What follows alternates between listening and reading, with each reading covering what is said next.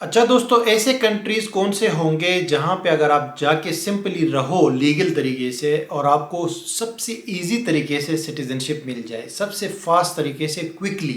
ये मैं क्यों बात कर रहा हूँ? ये मैं बात इसलिए कर रहा हूँ क्योंकि देखो, तुर्की के अंदर मैंने इन्वेस्ट किया, हमने $2.5 लाख इन्वेस्ट किया, सारे इनकी रिक्वायरमेंट्स पूरी की है, फिर भी 1.5 साल लग गया सिटीजनशिप में। तो क्यों ना आपको मैं ऐसे कंट्रीज बताऊं जहां पे किसी भी किस्म की इन्वेस्टमेंट की भी जरूरत नहीं है और वहां पे जाके आप सिटीजनशिप ले सकते हो और वो पासपोर्ट्स स्ट्रॉन्ग है, ज्यादा स्ट्रॉन्ग है तुर्की से तो बहुत ज्यादा स्ट्रॉन्ग है, लेकिन वो पासपोर्ट स्ट्रॉन्ग है क्योंकि उस पर आप यूके भी विदाउट वीज़ा जा सकते हैं, यूरोप भी विदाउट वीज़ा जा सकते हैं जो शेंगन एरिया है, और बाकी भी जो टॉप कंट्रीज है वहाँ विदाउट वीज़ा जा सकते हैं। राइट, 6 ऐसे कंट्रीज है जिनका मैं बल्कि 6 नहीं, 5 ऐसे कंट्रीज है जिनका मैं आपके साथ शेयर करने वाला हूं। और आप जो है इन कंट्रीज में जाके आपने सिंपली पहुंचना है वहां पे और लीगली रहना है। लीगली रहने से मुराद है कि लीगली अगर आप वहां पे बिजनेस स्टार्ट करते हो, जॉब करते हो या असाइलम वहाँ पे लेते हो। असाइलम तो खैर ये लोग शायद नहीं देते कनाडा के अलावा, लेकिन आप वहाँ पे लीगल तरीके से रहो तो आपको ईजिली जो है इन कंट्रीज में सिटीजनशिप मिल जाएगी और बहुत शॉर्ट टाइम के बाद। तो विदाउट वेस्टिंग टाइम शुरू करते हैं। शुरू करने से पहले आपको मैं स्टार्ट में ये बताना चाहूँगा, इन कंट्रीज का वीज़ा लेना थोड़ा सा मुश्किल है। ये पासपोर्ट तो देते हैं, कम से कम टाइम में देते हैं सिटीजनशिप, लेकिन इनका जो है थोड़ा सा वीज़ा लेना मुश्किल है पाकिस्तान में ख़ास तौर पे, क्योंकि पाकिस्तान में 1-2 के अलावा बाकी की एम्बेसियाँ भी नहीं है और फिर आपको कहीं और बाहर जाके किसी करीब किसी कंट्री में जाके इनका वीज़ा किसी तरीके से लेना पड़ेगा, वो आपकी रिसर्च है। लेकिन वीज़ा लेने के बाद जो है फिर आप वहाँ पहुँचोगे तो आपने वहाँ पे अपने लिए या तो जॉब ढूंढनी है या वहाँ पे कोई बिजनेस स्टार्ट करना है छोटा मोटा। और मुझे ये पता है कि वहाँ पे आराम से आप जो है ना $8-10 हज़ार में बिजनेस शुरू हो जाता है, क्योंकि इस पे मैंने काफ़ी रिसर्च की थी। और बल्कि मैं तो इनमें से एक कंट्री ऑलमोस्ट जाने वाला था एक टाइम पे, लेकिन फिर किसी वजह से मैं रह गया, वहाँ मैं नहीं गया। राइट, तो चलिए शुरू करते हैं। पहले नंबर पे इन कंट्रीज में पहले नंबर पे अर्जेंटीना है। अर्जेंटीना आपको पता है साउथ अमेरिका के अंदर एक मुल्क है, बहुत बड़ा मुल्क है और डेवलप्ड मुल्क है। और मेसी को आप जानते होंगे, अर्जेंटीना से फुटबॉल के हवाले से अर्जेंटीना बहुत मशहूर है। लेकिन फुटबॉल से हट के अर्जेंटीना एक बड़ा खूबसूरत कंट्री है और डेवलप्ड और टॉप कंट्रीज के अंदर आता है जो साउथ अमेरिका है उस रीजन में।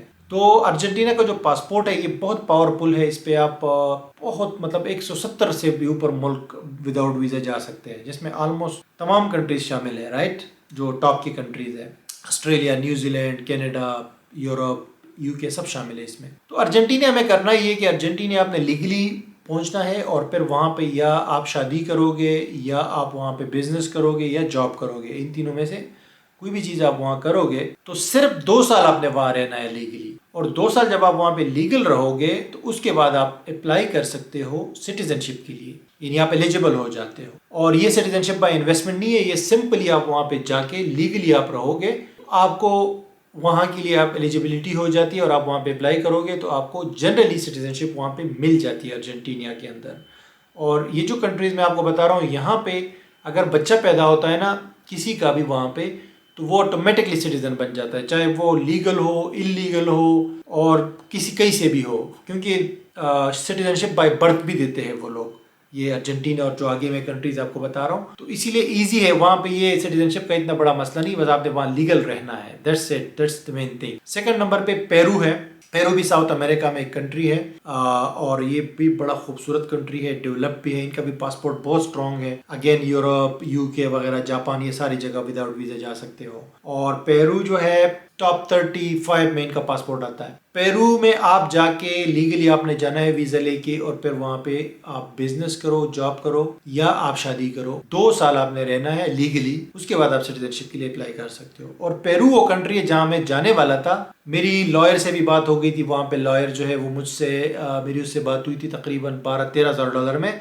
उसमें उसने मुझे सारे फैमिली का जो है वीज़ा भी करके देना था और मुझे कंपनी भी ओपन करके देनी थी। उसने आज से 4-5 साल पहले की बात है, कंपनी भी ओपन करके देनी थी, सारी चीज़ें ओपन करके देनी थी और मैंने वहाँ पे बिजनेस का इरादा किया था। और उसने कहा था लॉयर ने कि 2 साल आप लीगली रहोगे, उसके बाद आप सिटीजनशिप के लिए अप्लाई कर सकते हैं। लेकिन चाहे अर्जेंटीना हो चाहे पेरू हो, यहाँ पे स्पेनिश लैंग्वेज चलती है, आपने स्पेनिश लैंग्वेज ज़रूर सीखनी है।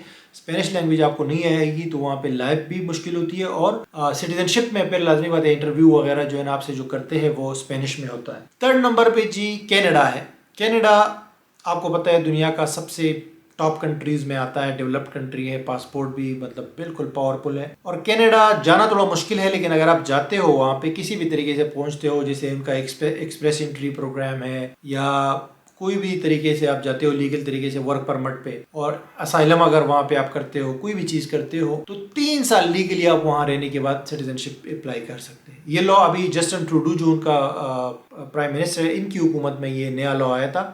पहले 5 साल रिक्वायर्ड था कि 5 साल आपने रहना है, अभी सिर्फ 3 साल, 3 ईयर्स, 1095 डेज आपने कनाडा में रहना है और उसके बाद आप अप्लाई कर सकते हैं सिटीजनशिप के लिए, कनेडियन सिटीजनशिप। तो कनाडा 3rd नंबर पे है भाईजान। कनाडा का पासपोर्ट अगर आप लोगे तो उसके बाद फिर आपकी फ़ायदे ही फ़ायदे हैं, मतलब बहुत ज़्यादा उसके एडवांटेजेस है, राइट। अच्छा जी, 4th नंबर पे यूराग्वाई है। यूराग्वाई एक कंट्री है, ये भी साउथ अमेरिका में आता है, और यूराग्वाई का वीज़ा भी थोड़ा मुश्किल है पाकिस्तान से ख़ास तौर पे, क्योंकि यहाँ पे उनकी एम्बेसी नहीं है, तो आपको आगे पीछे मिडिल ईस्ट में कहीं जाना होगा वीज़ा अप्लाई करने के लिए।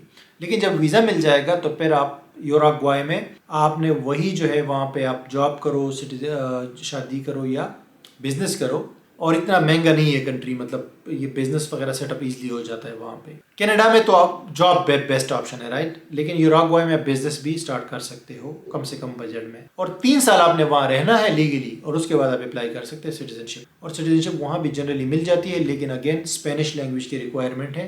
कनाडा में तो इंग्लिश की रिक्वायरमेंट होती है, लेकिन यूराग्वाई के अंदर जो है वो स्पेनिश लैंग्वेज रिक्वायर्ड है। स्पेनिश लैंग्वेज आएगी तो आपका काम आसान हो जाएगा, और सिटीजनशिप जनरली वहाँ पे आपको इजीली मिल जाएगी अगर आप 3 साल वहाँ पे उनकी रिक्वायरमेंट को पूरा करते हो यूराग्वाई के अंदर। और यूराग्वाई भी डेवलप्ड कंट्रीज के अंदर आता है, राइट। आखिरी नंबर पे जो कंट्री है 5th नंबर पे, वो है जनाब पैराग्वाई। पैराग्वाई का भी आपने नाम सुना होगा, फुटबॉल में ये लोग भी काफ़ी मशहूर है फुटबॉल के अंदर। साउथ अमेरिका में ज़्यादातर फुटबॉल टीम है, फुटबॉल में बहुत स्ट्रांग है ये लोग। तो पैराग्वाई जो है इनका भी पासपोर्ट काफ़ी स्ट्रांग है। नॉर्मली अगर जो साउथ अमेरिका है यहाँ के पासपोर्ट सबके स्ट्रांग है तकरीबन, हालांकि कंट्रीज गरीब कंट्रीज भी बहुत है वहाँ पे, लेकिन पासपोर्ट इनके स्ट्रांग है, ये बात समझ से बाहर है। हत्ता कि वेनेजुएला जो एक कंट्री है उस पर भी आप शेंगन एरिया और यूके विदाउट वीज़ा जा सकते हैं, हालांकि वहाँ पे बहुत मसले मसाइल हैं। अच्छा, तो मैं बात कर रहा था पैराग्वाई की। पैराग्वाई जो है ये भी साउथ अमेरिका के अंदर एक कंट्री है, और बड़ा खूबसूरत कंट्री है ये भी ब्राज़ील के साथ। और यहाँ पे भी आप सिंपली जाना होगा आपको, और वहाँ पे कोई बिजनेस छोटा मोटा स्टार्ट करना है, $4-5 हज़ार से वहाँ बिजनेस स्टार्ट हो जाता है आराम से। और या जो है वहाँ पे कोई जॉब ढूंढ लो, तो वहाँ भी सिर्फ और सिर्फ जो है 2 साल के बाद या 3 साल के बाद आप जो है सिटीजनशिप के लिए अप्लाई कर सकते हैं, और सिटीजनशिप वहाँ पे मिल जाती है अगर आपको स्पेनिश लैंग्वेज आती हो। तो पैराग्वाई जो है उसका पासपोर्ट स्ट्रांग है। कंट्री इतना स्ट्रांग नहीं है, कंट्री थोड़ा गरीब कंट्री है, और थोड़ा सा करप्शन वगैरह भी वहाँ ज़्यादा है, लेकिन हैरतअंगेज तौर पे इनका पासपोर्ट स्ट्रांग है। और इनके पासपोर्ट पे आप यूके और शेंगन एरिया और बहुत सारे और कंट्रीज विदाउट वीज़ा जा सकते हो, जो कि एक बड़ी बात है। और अगर आप पैराग्वाई का पासपोर्ट लेते हो तो वो आपके लिए बहुत फ़ायदेमंद साबित हो सकता है। और इन तमाम कंट्रीज़ का लाजमी बात है, जब आप पासपोर्ट लेते हो तो उसके बाद आप कहीं और जाके भी सेटल हो सकते हो, यानी कि इनके पासपोर्ट में ये अच्छी बात होती है कि आपको फिर बहुत सारे ऑप्शन मिल जाते हैं, राइट। बस थोड़ा सा आपने ख्वारी करनी है कि वहाँ रह के, और थोड़ा सा उनको चीज़ों को समझना है, हिस्ट्री को समझना है, लैंग्वेज को सीखना है, और अपने आप को वहाँ थोड़ा सा स्टेबल करना है। तो उसके बाद जो है इनका पासपोर्ट मिलना इतना कोई बड़ी बात नहीं है, राइट। तो ये मैंने कहा आपके साथ शेयर कर लूँ। इस तरह की और वीडियोस भी आपके साथ मैं शेयर करूंगा। आप चैनल को सब्सक्राइब करें, मुझे इंस्टाग्राम पे भी फॉलो करें, ताकि आपके साथ मैं और ऑप्शन शेयर करूं, ताकि आप लोगों को मज़ीद ऑप्शंस मिल जाए। तो जिसको जो ऑप्शन अच्छा लगता हो, जिसमें वो फिट आता हो, तो वहाँ पे वो निकल जाए, और निकलना ज़रूरी है। ये मिशन है मेरा कि बहुत सारे लोग जो है निकल के सेटल हो जाए, और फिर जो है ना इस तरह के डॉक्यूमेंट्स उनको मिल जाए। तो आपका कोई क्वेश्चन हो तो आप कमेंट में कर सकते हैं, मैं इंशाल्लाह उसका आंसर दूंगा। Thank you so much guys for watching. मिलता हूँ आपसे अगली वीडियो में बहुत जल्द।